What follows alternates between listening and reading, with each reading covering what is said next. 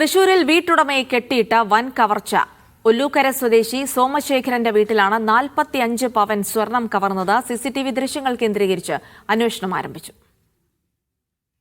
പുലർച്ചെ 3 മണിയോടെയാണ് നാടിനെ ഞെട്ടിക്കുന്ന സംഭവമുണ്ടായത്.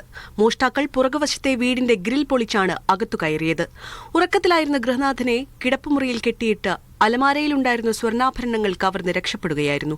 മോഷ്ടാക്കൾ 3 പേരും ഹിന്ദി സംസാരിക്കുന്നവരായിരുന്നുവെന്ന് ഗൃഹനാഥൻ പറഞ്ഞു. മോഷ്ടാക്കൾ രക്ഷപ്പെട്ടതിന് പിന്നാലെ കെട്ടഴിച്ച് പുറത്തേക്ക് ഓടിവന്ന സോമശേഖരൻ അയൽവാസികളെ വിവരമറിയിക്കുകയായിരുന്നു. മോഷണ സമയത്ത് ഗൃഹനാഥൻ മാത്രമാണ് വീട്ടിലുണ്ടായിരുന്നത്. ഡോഗ് സ്ക്വാഡും ഫോറൻസിക് സംഘവും സ്ഥലത്തെത്തി പരിശോധന നടത്തി. നമ്മൾ ഇതുവരെയുള്ള നിരീക്ഷണത്തിൽ ഇതൊരു പക്കാ റോബറി ആയിട്ടാണ് നമുക്ക് ഫീൽ ചെയ്യുന്നത്.